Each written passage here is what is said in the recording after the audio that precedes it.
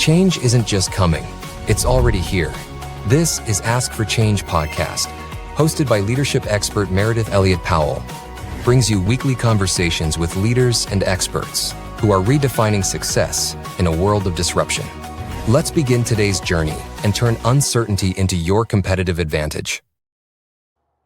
All right, let's turn uncertainty into your competitive advantage. Welcome to Ask for Change, the show that does exactly that. I got to tell you, I am super excited about today's show because I got the legend in here, the sales guru, the author of the book Unbeatable. Carson, welcome to the show. Meredith, it's always good to be with you. Thanks for having me. Well, I mean, most people know you as just an exceptional sales professional. You're a best-selling author. You've got your own podcast. But, if you had to describe your journey as you think about the changes and the shifts that you've gone through, what would you tell the audience?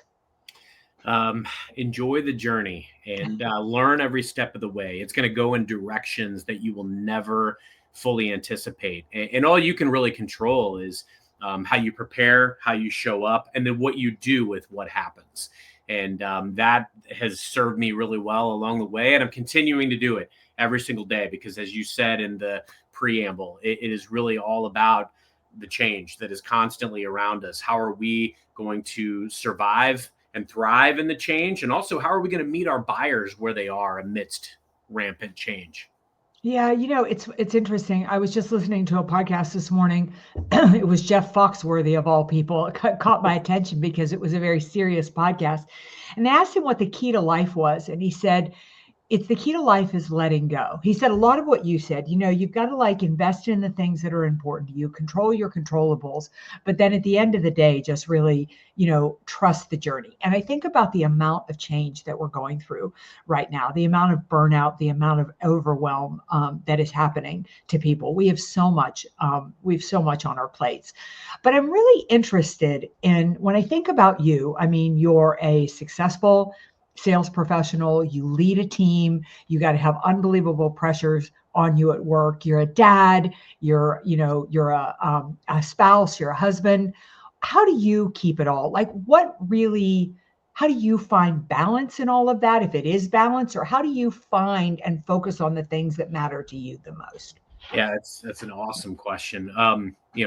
Sometimes, and I don't purport to have all the answers, but I've found that when I consciously shrink my bubble and try to figure out what noise I need to be listening to, that's when the magic happens. It's the relationships that you invest in. And, even when stuff's going haywire all around me, I think about my wife, I think about my kids, I think about my team, my direct reports, and my leadership.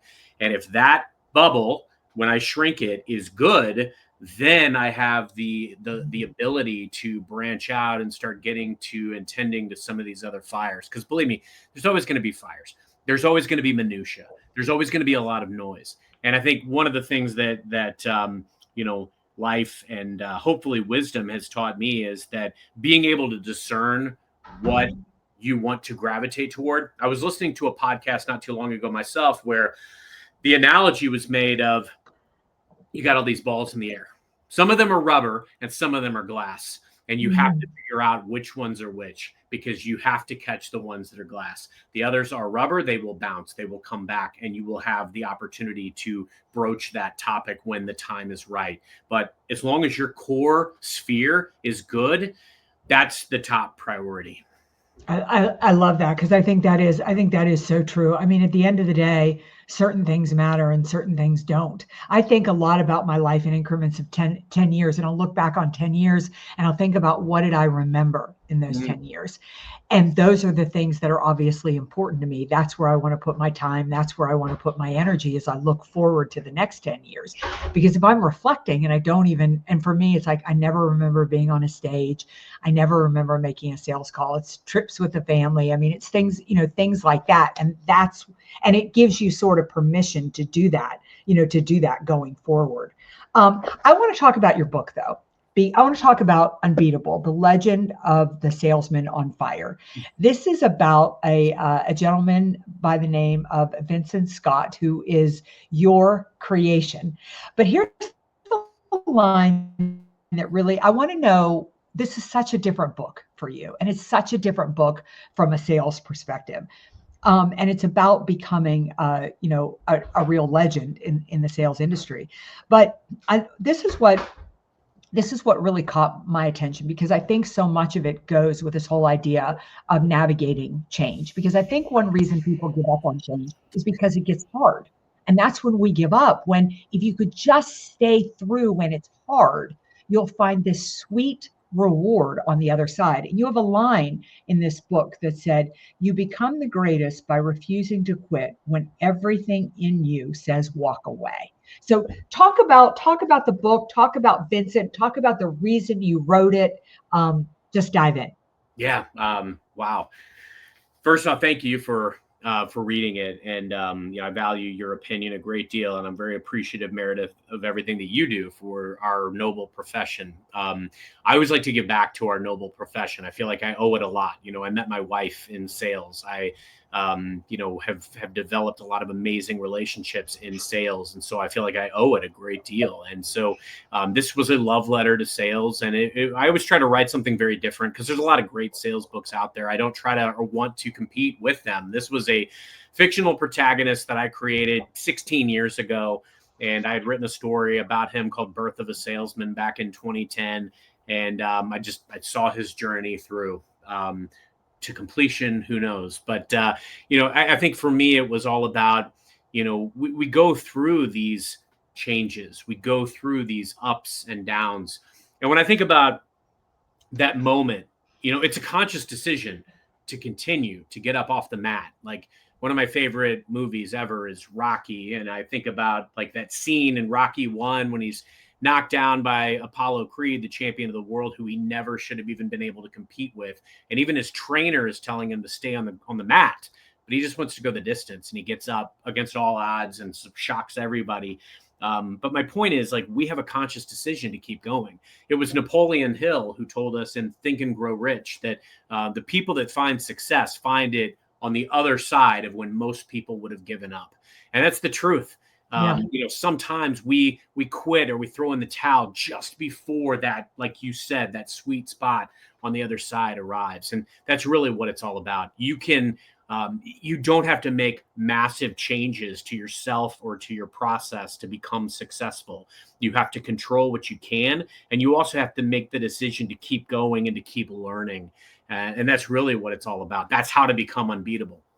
Yeah. So, from the time that you wrote Birth of a Salesman till you wrote Unbeatable, do you think our desire, our commitment, our willingness to work through the hard stuff has diminished some in today's marketplace?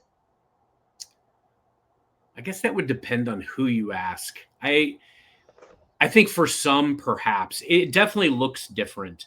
But I think the human spirit is always resilient, Meredith. And so I think that the goals and the desires and the fire, that tenacity, and, I still see it every day in people.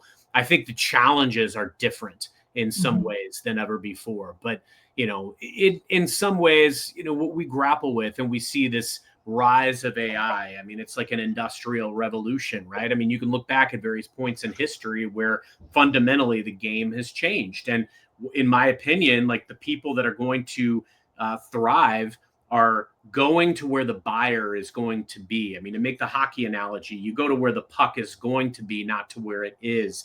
And so, staying attuned to your buyer, staying at the pulse of what matters to the people that you want to matter to. The challenges look different, but I think the human spirit, the resilience, the tenacity, the fire, and the payoff are all very similar to how they've always been. We just have to look at it in a different lens. Yeah. Well, in Unbeatable, poor Vincent faces so much. I mean, he gets overlooked. He loses out.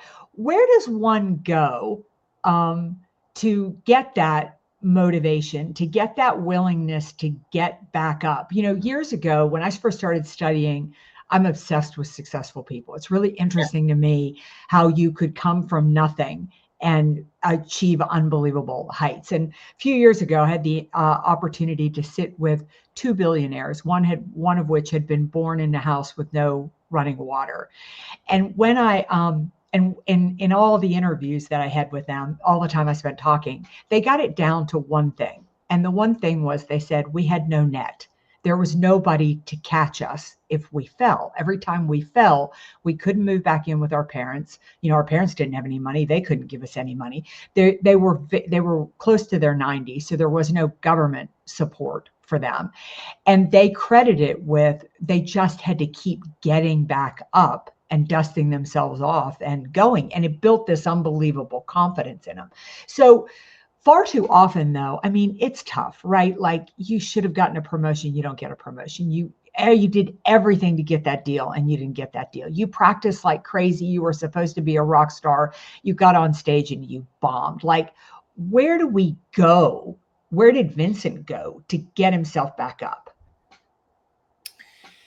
We're constantly, and I love that you said that, Meridith, because I do the same. I study successful people. Yeah. I would love to trade reading lists with you. I've studied from like the Williams sisters to Elvis Presley. Like, I want to know like these people that have this insane talent, but there are commonalities. And it's often in the foundational elements of upbringing.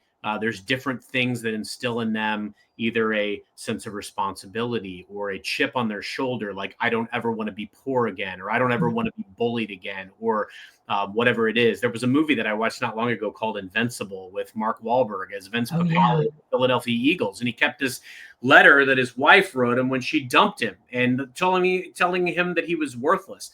Like, I had an appraisal years ago that a manager wrote on me. It's the only bad appraisal I've ever had. And I kept it because I want to read it. And I want to go back to that place, knowing how I felt in that moment and the fire that it lit in me. And so when you ask, where does Vincent go? Where do we all go? We have to go back to our core values. We have to go back to our fundamentals, what makes us tick. Sometimes it's a chip on our shoulder. Sometimes it's something from a past trauma. Sometimes it is that chase of the win or the success. It's that dopamine drive that we're going after. There's a lot of things that can drive people, and a lot of it is psychological. But I think at the end of it, it's, for him and for many of us, it's a selfless desire to reach potential, but also help others and serve. And that's why I think, when you think about asking for change, and when you think about where our sales profession is and where it's going, it is really right now all about, more than ever, seeking to serve, to be of value, to really lean in. And the needs of our buyers look different. And so we have to serve them like never before. And for Vincent, it was always an obsession with, how can I best show up in any given moment? And even though I just got the snot kicked out of me, like, okay, what's the playing field look like right now? I can control the space that I'm sitting in, and it's a shrinking of sphere. It's a shrinking of bubble. I may be completely deserted. I may be completely alone, but like, I'm okay. I'm ready to take that next step forward. And sometimes it's, even if you're just taking baby steps forward, it's keep moving forward. Yeah, because the progress is, that's where you're going to find the answer. The other thing I think too is that it's like, the other thing I love about Vincent, which I think is something of life too, is that when Vincent gets on the other side, he's ready to be on the other side. And I've always thought, it reminds me of going to a high school reunion, and going to a high school reunion, especially when you've reached my age, is like, you really reach a point where people who struggled in high school are usually far more successful at this point in life than people who really had it easy. And I think it's something we've kind of lost in our profession and in our society. When you think about the economy being good, I always say to people, you're not really selling when the economy is good. You're kind of opening the door, and people ask you for stuff, and they're not paying that much attention to price. They don't care. And even if they make a mistake, it's not a big deal to them. But the moment that the economy, retracts, like it gets a little tight, then you got to sell. It's not that they won't spend money, but now it got hard. So they need to understand what they're paying for. And I think resistance, challenge is a really good thing. So when I think about Vincent, he would never have been the salesperson he becomes had he not been beaten up a little bit on the way. You get, you develop that thick skin, that alligator Yeah. skin. And yeah, I have a saying that I like to always say when things are challenging. Things are challenging right now. My sales team works in the nonprofit sector, and there's a lot of ambiguity and uncertainty. And I always tell my team, if you can sit with your customers in the storm, they will walk with you in the sun. Right now is the time to be investing in those relationships. Be there. You don't have to have all the answers. But you have to be supportive, be present, be responsive, be communicative, be transparent. And if you do those things, guess what? When those things happen, and when the purse strings loosen, or the tectonic plates shift, guess what? You have created a foundation that is rife with opportunity and possibility. Before you feast, you have to set the table.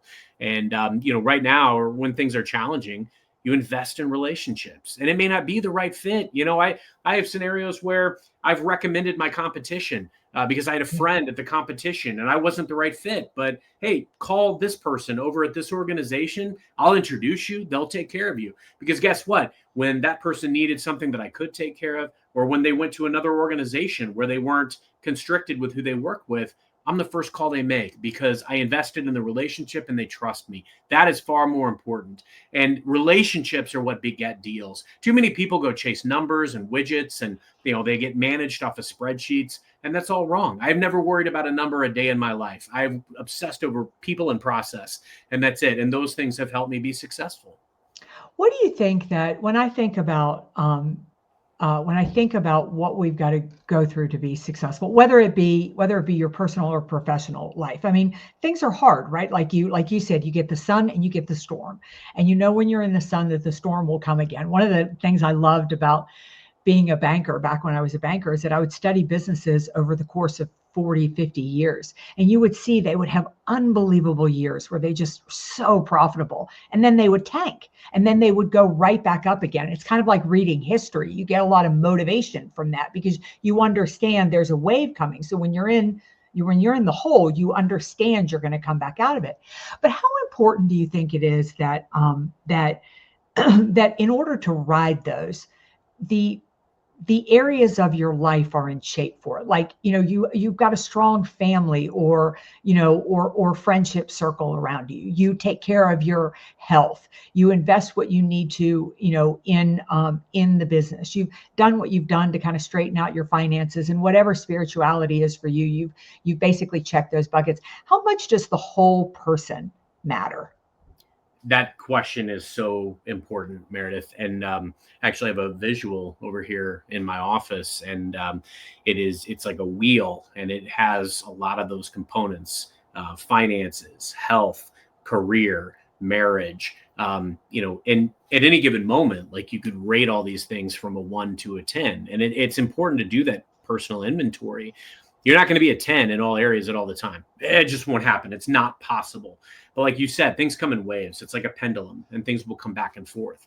But you have to consciously invest in each of those things. Like, if I don't check in with my wife, and if I don't buy her flowers from time to time and acknowledge the amazing things that she's doing, guess what? I'm going to have marital problems. Right. If I don't, check in with my kids and spend time with my children, I'm not going to have a great relationship there. But on the same token, like, if I start shirking my responsibilities at work to wine and dine my wife and hang out with my kids all day, every day, my job is going to suffer. And so there is a constant balancing act, and you've got to make sure that you're investing. But I look at it like a stock portfolio. You can't predict where these things are going to go. Things are going to change and transpire in your work and your personal life that you don't see coming. All you can do is prepare as best you can and invest as best you can, but also to pay attention, to attune, to listen to what's transpiring. And sometimes your work's going to need you more. Sometimes your marriage is going to need you more.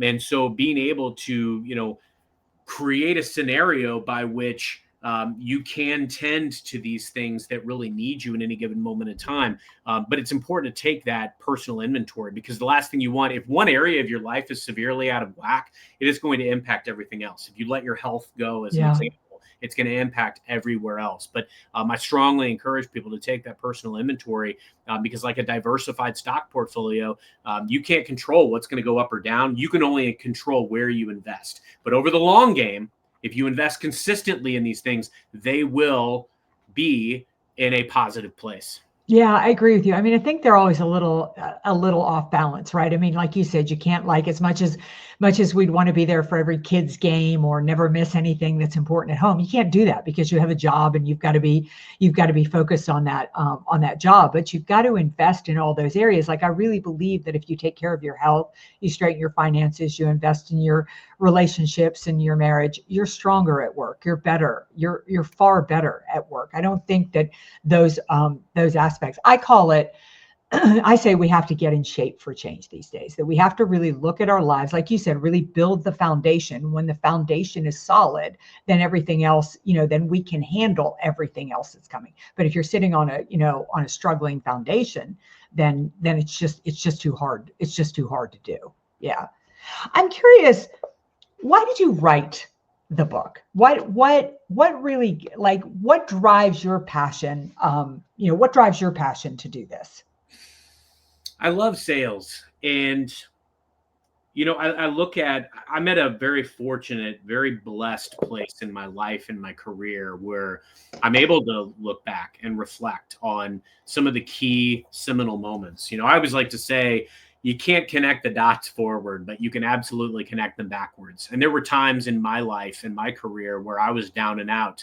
And in those moments, like, it is excruciating, it is grueling. I think a big part of it was seeing so many colleagues and friends, like, going through things that had transpired in my life, like getting laid off Yeah. and, having challenges with kids or, with different facets of life. And, the magic of a fictional character is you can appropriate any experiences and any characteristics. And let's be real, a lot of those things are autobiographical. Yeah, I thought. Well, mean, we do believe your journey is in there. Yeah, it's therapeutic. It's Yeah. therapeutic to be able to write that, but also to be at a place in your life where you can be grateful and take stock of the amazing experiences that you've been blessed to have, but also even the incredible wisdom and joy that has come out of, like, emerging from, like, being down and out.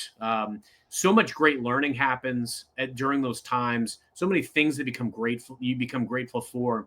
But what I think is fascinating too about getting older, and I was listening to a podcast not too long ago where this was said as well. We spent so much of our first 30, 40 years, like, accumulating, like going out and getting.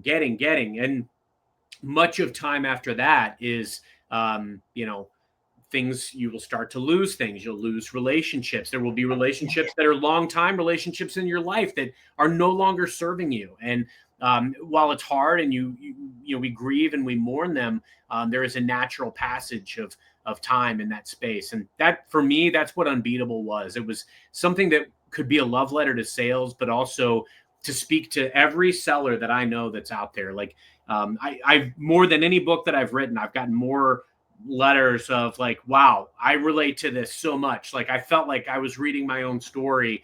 I felt like it was the thing that sellers need to read right now. Yeah, I just I love the fact that I do think we can relate to it. I think that, for anybody listening going through challenging times, I think there's nothing better than to read somebody else who's been through challenging times or more challenging times than you have. That's why I'm such a fan of history, and I like to read history, because every challenge you're facing, other people have already faced it, if not far worse, and they've come through it on the other side, and that helps you dig deep and really really find the motivation. Well, it's hard to believe, but we're coming to the end of this podcast. I want to end with two questions I always end with. You can answer them in either order. What is your biggest advice for people facing change and uncertainty? If they've got to ask for change, what's your biggest piece of advice they're going to need to be successful in the coming year? And then how do people get a copy of Unbeatable? How do they follow you? And how do they tune into your podcast and all the good posts you put on social media? Meridith, I just want to say thank you. I always enjoy our time and everything that you do for sales, and I've learned a lot from you and continue to do so. My advice is really listen and discern the voices that matter most.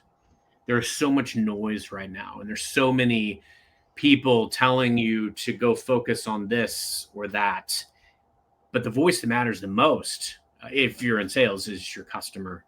And there's nothing like getting that time with them and really understanding what are the problems that they're trying to solve, what is the legacy that they're trying to leave, and thinking about intentionally, how can you help unlock that? I have shifted so far away from it isn't about showing up and talking about products and flexing your mental knowledge of how great your solution is. No, it's about understanding what is it that makes your customer tick. What risk do they see in making a change? Because you can't ask for change unless you understand the totality of their position. What risk do they see? Why are they going down the current path that they're on? A lot of these customers, they're not married to their current course of action. They just don't want to mess up. Because in ambiguous times, more than anything, people are clinging to their current situations as best they can. We don't even know what the workforce is going to look like in 5 to 10 years with the rise of AI and automation. Things are going to be very different. And so right now, if you really want to ask for change, you've got to really listen and you've got to discern the voices that matter most. Lean in with your customer, understand the legacy they want to leave, and understand the problems that they want to solve. Because if you can be a part of that solution, they'll walk with you. As far as Unbeatable, it's available Amazon, Barnes & Noble, all the usual suspects. Every Wednesday, I meet up with Brandon Lee and Tom Burton, and we do Mastering Modern Selling. So you can check us out there. That's on LinkedIn. Always love to connect on LinkedIn. LinkedIn is an amazing place for meeting up. Please connect and message me there. Would love to chat anytime. Well, I can say that if you connect with Carson, he will definitely connect with you. Do tune into his podcast. It's really fantastic. You'll get a lot of really great tips. And Carson, I want to thank you for joining us today. As always, nothing I love better than my conversations with you about sales, life, success, and becoming unbeatable. I want to remind the audience, pick up a copy of the book. It is excellent. It's a great book to read with your sales teams and to discuss how Vincent's life and Vincent's challenges apply to what you're going through and how you can use them to literally ask for change and turn all of this uncertainty into your greatest competitive advantage. We'll see you right back here next week.